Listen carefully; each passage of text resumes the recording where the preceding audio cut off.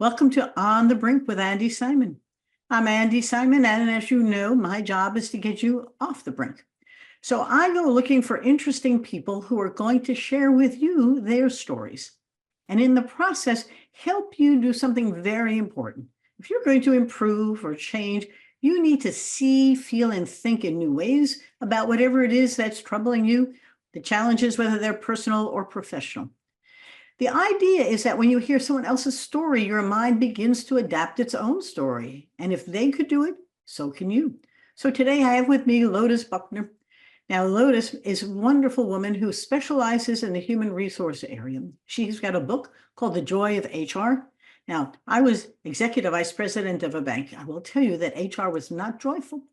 It was necessary and important. And then I was in healthcare for 7 years as an executive, and HR was not my favorite or unfavored place, but HR has gone through its own evolution. And the one thing that we saw, and I know as a consultant working with organizations, is a lot of different obligations have been put on HR as if they can change the culture, hire the right people to build diversity, help them stay, all the kinds of things the organization may aspire to become sits down into the HR world, but it really is much bigger than that. It's in the management world and in the individuals.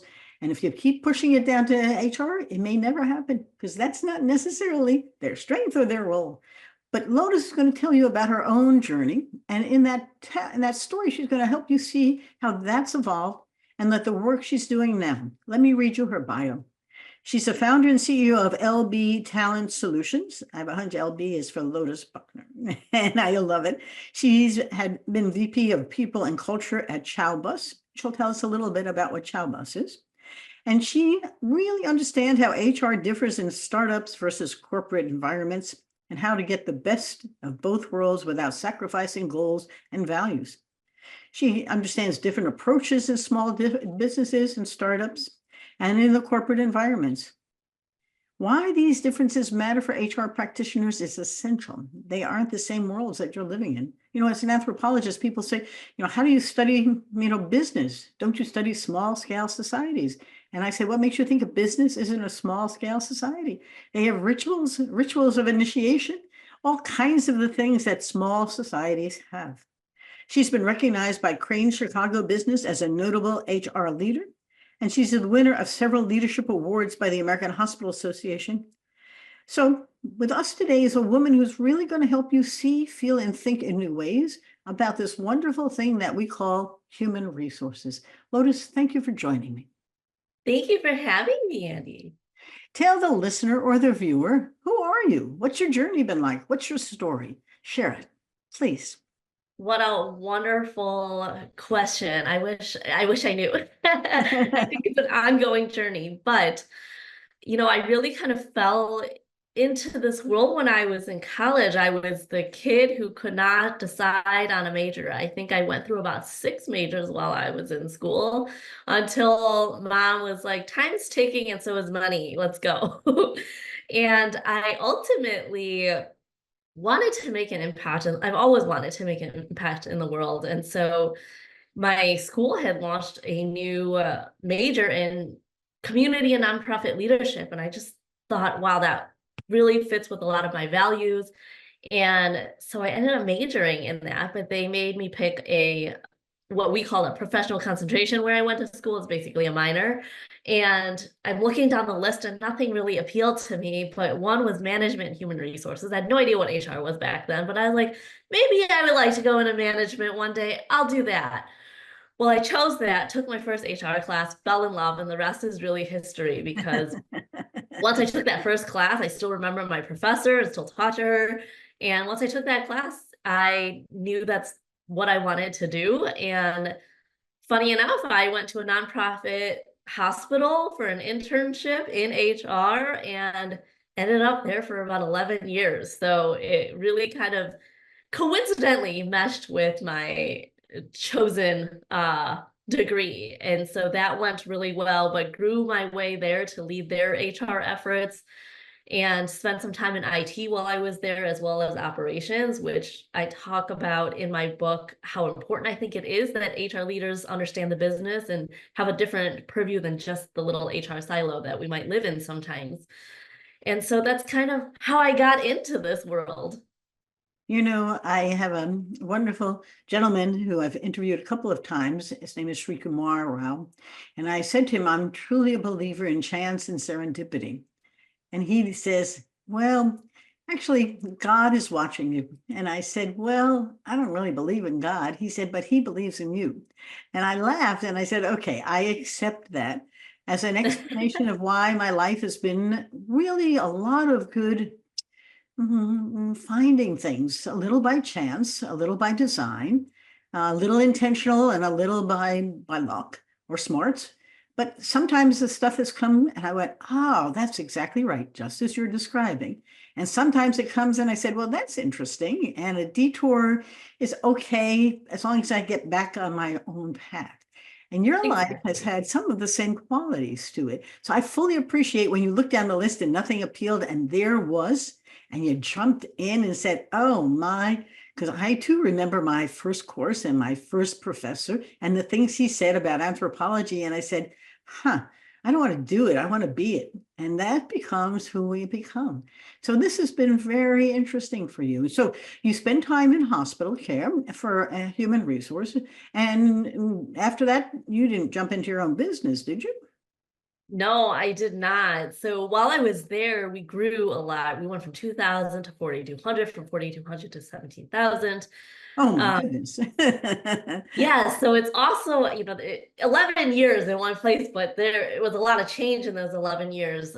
I was there and, I ended during COVID. So I led COVID efforts there before I left, which was very interesting and gave me an amazing perspective in the way I lead HR. So from there, I was recruited to my alma mater to lead their HR talent management arm, and that was just really exciting. It was a totally different model. It was a huge University of Wisconsin, very decentralized model, which I had never experienced before. Even though we were big in healthcare, I always had a central team. This was very decentralized, so that was a really cool experience. And then got recruited away to a tech startup, which actually was my dream for a really long time, but it's a hard industry to break into. And I came from these giant companies and corporations, so very different. But my experience with growing companies, doing a lot of mergers and acquisitions and scaling was really helpful. And innovation, I built a lot of those, even though they were big companies. I started brand new teams within HR at those companies. And so that really lended itself well to the startup space. So went there and was the VP of people at Chowbus, which is we started as kind of food delivery, think of an Uber, but for ethnic restaurants. Big focus on Asian restaurants is how it started, but it really started growing into, the ethnic restaurant space. So a lot of what you think of as like mom and pop shops, a lot of immigrant owned restaurants that don't have the resources or technologies that really understand them and that they understand, right? Because some of them, it was hard to get onto Uber. The support system for them wasn't the same. The language wasn't the same. So that's who we really served. And then we moved into the POS space as well. So really became a SaaS company in the end. How interesting. While you were there, then you were experimenting with your own side hustle, a business, or how did you Yeah. begin to get into your own, into LB Talent Solutions? Because that sounds like all of your training came from the corporate and the startup. And then and finish my sentence. What happened? Yeah, so I actually started my side gig back when I was at the hospital. And so focused a lot, did speak engagements out of there, did a couple of kind of ad hoc projects in consulting, but most of my clients throughout that time where it was a side gig was really executive coaching. And so coaching a lot of kind of director and above level leaders, just helping them through both career decisions, but also just leadership decisions, challenges they were facing with their teams. And the interesting thing that happened when I decided to finally go off of my own and leave kind of corporate America behind for a while, I say for a while because I'm always open, who knows if I'll be back. But when I quit my job last year, I noticed an interesting trend in my own business, and a lot more founders were coming to me for coaching. And so that was just super interesting. I think I don't know the exact reason, but I think there's a combination there of some burnout and more people going off on their own. And then also just this new desire, seeing how the world of work changed so quickly, this new desire of how do I navigate this going forward? How do I create sustainable cultures as a founder, when I'm early stage, right? And the plan is for the business to continue to scale, which means that the people will continue to scale as well. So that was an interesting shift. So the last year, 2 years has been focused a lot on founders, actually. And then this last year, I wrote my first book and published my first book. So really took a little bit of a break from client work and focused on that, but just launched a couple months ago. Yep, I know. And having 3 books out myself, they are fully intense, focused, and birth. Yeah. And it's an interesting process. And the joy of HR is a very powerful one. One of the things that you and I chatted about a little bit is the lessons that you've learned, the observations. You're very much an anthropologist in how you observe these things and then make sense out of them. But what you've really discovered is that corporate and managing the people in corporate is different than small, more startup businesses and managing the people there. They're people. But the needs they have, the conversations you have, how you lead them differently, and how do you get the results? Because leaders are only good if you have followers who know what has to get done. And give the audience some perspective that you came away with, and that you're beginning to develop your own both expertise and consulting world around, because I think it's extremely valuable. Absolutely. Well, there are so many differences, and there are also similarities, right? But I think the difference is when I was working in these big companies, no matter where I worked, Andi, everybody complained that we were short-staffed. So no matter where you go, you're always going to be short-staffed. But it was really interesting to me because I bought into that. I fed into that when we were in these big corporations and we had all these resources, but it never felt like enough, right? It always felt like we needed more to be able to accomplish what we were expected to accomplish. And then I went to this startup and I had this itty bitty tiny team and nobody complained. And it was just so interesting when I reflected on that. So that was kind of the biggest thing that I laugh about when I talk about the differences in those environments. And I think what I noticed is in this startup space, a lot of people, if that's kind of all they've known, right? So we had a mix. We have some people from big companies like I did coming into this startup, but a lot of the people startup was their thing. That's all they've really known. And for them, it's just this scrappiness. I hate to use that word. Everyone uses that for startups, but for lack of a better word, the scrappiness of a startup, they were very just used to wearing multiple hats. They were very used to this different kind of work ethic where you aren't a specialist. Everybody in a startup is a generalist. Yeah. And you learn as you go and you take on things that you have zero experience in, right? And I actually think that's one of the coolest things about a startup. Whereas when you go into a big corporation, sometimes there are a lot of specialists and you're forced to or pressured to or encouraged to specialize unless, as you continue to move up, you can become a little bit more generalist. But as you kind of go into a career there, you are often forced into a specialization because there's so much that goes into HR, right? So kind of in some ways it makes sense, but there's so many different areas that I think that was the biggest difference. But when I think about how I led those teams, when I went to the startup, I really had to spend some time reflecting on my own leadership and how I was going to do things differently at a startup, because that was not the world I came from. That is not my comfort zone, but I really wanted to succeed there.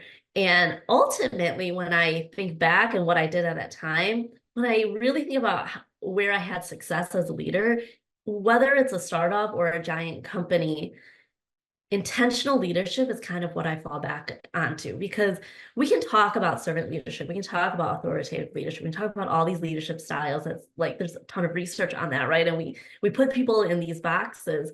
But what I've learned is actually modern day leadership requires us to go beyond those kind of defined leadership styles. And really what's going to be sustainable as leaders is using really great intention in the way we lead, because we live in this world now, whether it's multiple generations in the workplace, different work styles, different cultures, different races. We have so many differences that we get to embrace now and that we talk about now, which I think is really cool. But because of that, as leaders, there's no one size fits all. There never was, but it's really in our face now that there's no one size fits all, and one strategy isn't going to work for everybody. So really customizing our approach as leaders in a very intentional way is a leadership style, if you will, that I actually think is sustainable. It's interesting listening to you. I mentioned I have leadership academies, and the thing that I try to focus on is that leaders and followers are connected. And so the question becomes, what are you going to do to get the job done with and through other people, which is at any level, that's in my mind what a leader is. And while we don't talk often about managers, I'm not quite sure how we've gone from managing people to leading people. And we can play around with names, but when you're in a large healthcare system or a large accounting firm or a large not-for-profit, you can only succeed as a quote unquote leader if others hear what you're saying, don't simply abandon whatever you've agreed to, are accountable for getting it done, really feel like they belong to the organization and it matters that they're doing it. These are feelings that good leaders have to create. Exactly how is not always that simple to know, because it's as much about who you're leading as it is about who you are as a leader. Right. And I've done so much work in culture and culture change that hierarchical, rules-based bankers can dictate. But if you're an entrepreneur, you abandon that ship real fast. Yep. On the other hand, I taught entrepreneurship at Washington University, and my entrepreneurs who came in said they all needed type A's, because if they just came in with all their ideas every day, nothing ever got done. And so it becomes an interesting awareness that one size doesn't fit. You really need to be intentional to your word, as well as reflective, and see what works. And sometimes you got to shift to become more rules driven, and other times you need to be relaxed and let things flow and be much more collaborative and really build relationships. I mean, it's very intentional leadership requires intelligence. And I say that because we haven't talked about intentional leadership before, but that's what comes to mind. Does that resonate with you? Yeah, I think when I think about intentional leadership, I do think a lot of those things. Like you mentioned, being able to, sometimes you need to be one thing, sometimes you have to be the other. You have to be agile, right? In the Yes. end, it's really about being agile, right? That's what happened when COVID hit. All of a sudden, there was this pandemic that affected the entire world. And a lot of us froze, right? What do you do when you have spent your career relying on best practices? So I talk about this a lot because I don't want to hard to, much on best practice, because I don't necessarily think it's a bad thing. I actually think there's a lot of great intention with best practices, and it's actually good to look at best practices, right? But I often think, when I think about best practice, I think, what happens when there is no best practice? Or what happens when that best practice doesn't apply to you because the role, the industry, the profession, the team that you're with, the culture that exists within your company, all those nuances can affect how that best practice is actually going to work or not work for you. So it's not always going to work, even if it worked for a million other companies, it might not for yours. So then what do you do in that situation? So I really encourage leaders, when I think about intentional leadership, it's really encouraging leaders to take the time to do the boring work, right? We always are chasing the shiny new toy, the new trends, the best practices, the new technology, AI, right? Everyone wants to do all of these things that thought leaders are talking about and that they see all over the internet and that they hear about in conferences. But if you don't have the foundation, a strong foundation, none of those things are going to matter because everything's still going to collapse if you don't have that foundation. And to get the right foundation, we have to go back to basics. We have to think about intentionally taking the time to do the root cause analysis, right? When I come into a new team or I come into a new company or I'm on a new project or we're thinking about launching a new initiative, I encourage leaders to really take the time to say, what is the demand? Why are we doing this? Who do we have in place? What's the supply? Like, what skills and talent do we have already on bench? How do we take advantage of that talent on bench? Where are our gaps and how do we fill those gaps then appropriately, where we're bringing in, where we create inclusive cultures and we're bringing in diverse talent, and that all of that kind of goes seamlessly together, right? That sounds so simple, right? But it's not. It's actually quite complicated, and it takes time and it takes thoughtfulness or intention in order to accomplish that. So that's what I think about when I think of intentional leadership, is taking a step back and putting some thought into how we're going to lead, whether that's an initiative or a team or a company. Well, listening to you, I'm smiling because what we often find is that the words people say aren't what others hear. And our stories in our mind influence what the reality is that we think is happening. And it's so complicated because the things that happen in a pandemic or otherwise, an acquisition, a merger, new technology, as someone who specializes in helping organizations change, is that the new is frightening. The amygdala wants to hijack it. You know, your brain hates unfamiliar, even if you know you must do it. And therefore, your initial reaction is to fight it or flee it or appease it or deny it, delete it. Sometimes I feel like I'm being deleted. But on the other hand, it's happening. And somehow we need to figure out how we're going to change to address it, because more of the same isn't necessarily going to work. And I often use the metaphor of staging theater. I like theatrical metaphors, because if I can tell someone, you did that really well when you played Macbeth, but now we're playing Hamlet, the metaphor seems to make it seem doable as opposed to frightening. I said, and I'm really never going to be on stage doing that. You are. And so how do I help you find the script, practice it, understand where you're going to stand on the stage with others? How are they going to all readjust?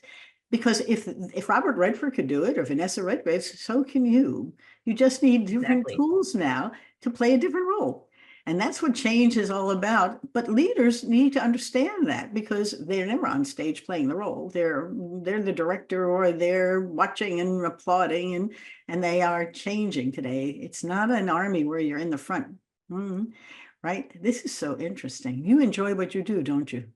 I absolutely love it. Yes, but as I mentioned, my story started because there was a point where I experienced burnout, and I didn't realize it until I started hearing from what felt like the world. It was all of these other HR professionals in my network and the people reaching out for services, so my clients, and I was hearing them talk about the burnout that they're experiencing, and it hit me like, wow, I went through that. And so, I wasn't immune to that, even though I do love what I do. It was really about reinvigorating that joy that I had by focusing on these things, by focusing on the things that matter in my profession and the impact that I can actually make. And that was really a motivation for the book, to really share that story and stories of other top HR leaders who did the same, and perhaps help some of these people experiencing burnout, either in HR or as leaders. Yep. Lotus, is there anything in the book you can share or tell us a little bit more about the book? Because I think it's an interesting book. Absolutely. So I really focus on kind of 5 areas. I'm not a big list person. So I know a lot of books are like, here are 5 things you can do, and it's a recipe for success, right? I don't believe that. Like I said, I really believe in nuance and being intentional about how those nuances play into your strategy and what you're looking to do. But there's 5 areas that I talk about that when I think about the successes that I've had in merging people strategy and business strategy, what those areas were that were really key to that, regardless of industry and size of company that I was at. What are those things that were common? And one you mentioned already is really relationship building, which again sounds simple, but I really break it down in the book and give lots of examples of how can we do that better and more intentionally and more strategically. And then we also touch on communication, and there's a whole chapter on that, which some people think is really wild, but I just strongly believe and have so many examples where we jump to assumptions when there's a problem, and we use those assumptions and we create these solutions, and then they fall apart and we wonder like what happened. The best example I can ever give anyone that I think people relate to is executives love to, when there's a problem, they love to just throw training at it, right? Just train them. And then nothing changes and you wonder why. You're like, the training was bad. No, the training was fantastic. But training in itself, it's part of a strategy. It cannot be the only piece of the strategy. And so I'm laughing. Yep.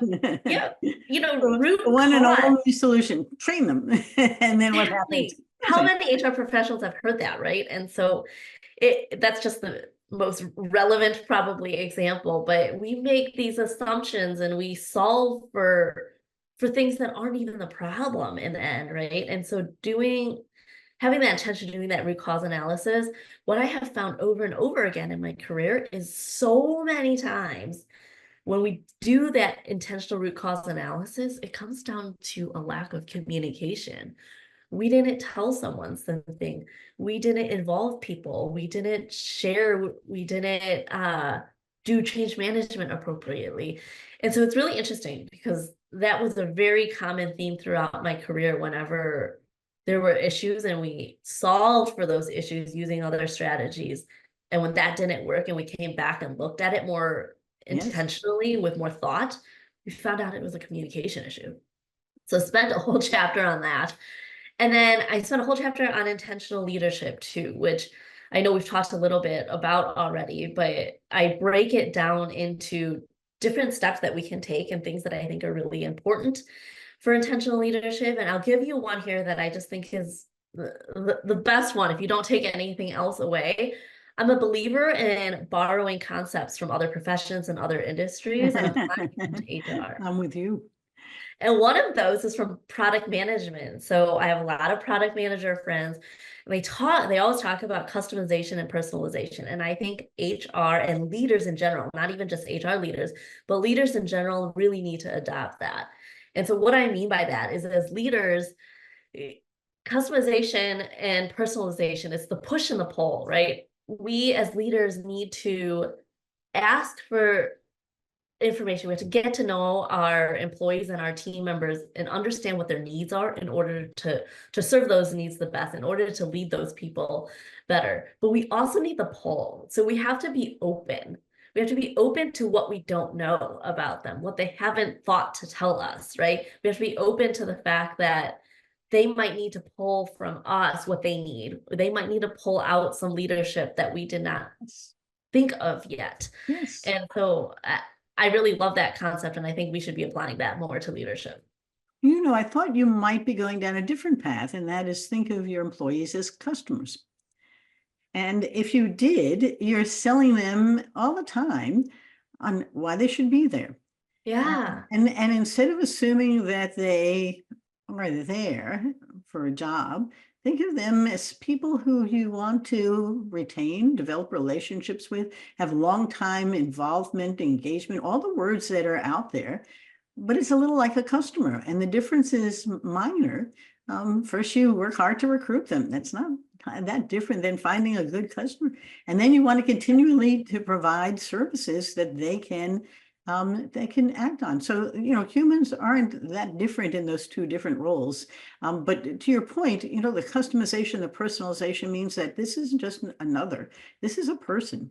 And if they're going to be on your team, a baseball team, a football team, it doesn't matter what type of team, you need to think about them as a very valuable resource there. As an anthropologist, I always take my clients, first thing is go hang out, go watch what's actually happening. You know, I love to hear the stories that people tell about what they think is happening, but that's all their perception. But if Yeah. you go out with a CEO or director or vice president to their clients or to their customers or to their employees and just hang out on the floor and watch what's going on, listen to the conversations on the lunchroom, you know, I just think that what happens is that if I bring that information back as an observer, they delete it. They, you know, you didn't hear it right. But if they hear it and we hear different things, we walk out of an ethnographic room like that, listening, writing down all the things that we heard, comparing notes and discovering we were in two different places at the same time. And Because that takes intentionality. that's exactly right. And so what they heard was how to fit it into their box. And when I'm listening for all the gaps, and where there are opportunities on the side, on the edges, I don't want them to build a new sandbox. But if you keep thinking that I want out of the box thinking, no, I just want you to know what's going on in the box because it isn't what you think it is. And Right. how many times do you watch a production line or customer service? I had one client sit on the customer call center and listen to the calls coming through, and they discovered a whole different person than the data was suggesting was calling.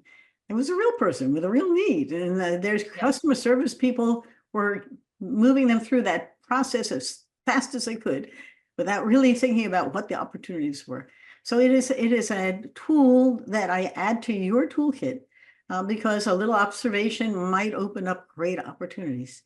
We are unfortunately about ready to wrap up. So would you mind suggesting 2 or 3 things that you want our listeners or viewers to know, do, leave with so that their takeaways are clear, and then you can tell them how they can find you?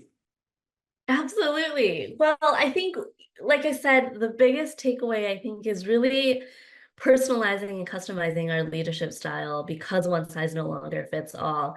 And that's a really huge step. If you take that one step only, I think that you're on your way to intentional leadership.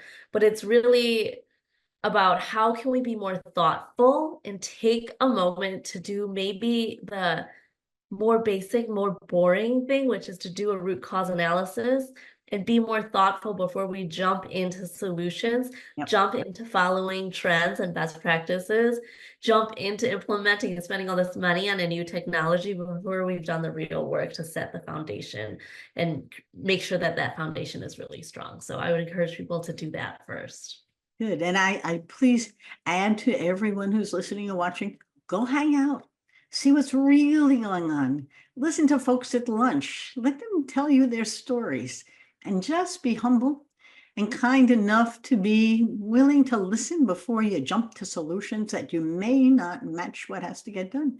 Where can they find you, Lotus, and how do they buy your book? Sure. I am at talentremix.com is the website, and the book is on Amazon and should be on any site that you buy your book. So whatever your favorite site is, there, Barnes and Noble, Walmart.com, it's on all of those. And you can also find me on LinkedIn. I would just ask if you're listening and you want to connect on LinkedIn, let me know that because LinkedIn can also be a pool of scams. So it's hard sometimes to get through that inbox of connections. Oh, LinkedIn. I have, I don't know, 13,000 friends on LinkedIn. And I wonder, who are you? And then I have another 13,000 who are followers. And I Yep. wonder, how are you? That's 25,000 people just on LinkedIn. And I post because I hope that it helps them understand how a little anthropology can help their business grow. But I'm never quite sure if the message is getting through or it's just lost in all of that abundance. And Yeah. it is an interesting phenomenon. Talk about, new stuff. It's been a pleasure. Thank you for joining me. Let me wrap up if you don't mind. And Thank you for having me. and I'm going to encourage everyone to think about human resources, HR, through the people and the culture in which you're trying to get things done. Think about this as not abstract, but as real. What is it you're trying to get done? Who are the people and how do they act now? And what is it you're trying to get them to do tomorrow? Because at times they are changing fast. And so is everybody trying to figure out what to do. My 3 books, On the Brink, A Fresh Lens to Take Your Business to New Heights, which was a catalyst for our podcast, is on Amazon with great joy. Rethink Smashing the Myths of Women in Business. Lotus is reflecting, a woman who has built a career and now a company in business. There are wonderful women in there who want to tell you about how they said, of course we can. Everyone said, no, you shouldn't be a geologist. And they said, why? And another said, who can't be a president of a college? Of course. And so it's fun to share the unshareable. And my newest book, Women Mean Business, is out almost a year now, and we've sold 10,000 copies and enjoying a great, great success with 102 women who want to share with you their wisdoms. So there are 500 wisdoms in there, plus of women who have succeeded in smashing the myths. And we love sharing, and that's the whole joy of this. So Lotus, it's been a pleasure. Thank you for coming today. And I want to tell our folks, listen to what Lotus is telling you. Don't jump. Take your observations, turn them into innovations. Begin to think about what's really happening. Don't assume your assumptions are right. And if anyone's pressing you, tell them we must really know what's happening before we try and lead people someplace. And listen to the people. They'll help you get to places. You'd be amazed, particularly what entrepreneurs learn early on is that people are smart. They know where they're going and they want to help you get there. And they want you to succeed, not to abort. So it's been fun. Thanks again. Goodbye, my dear friend. Thank you. Bye.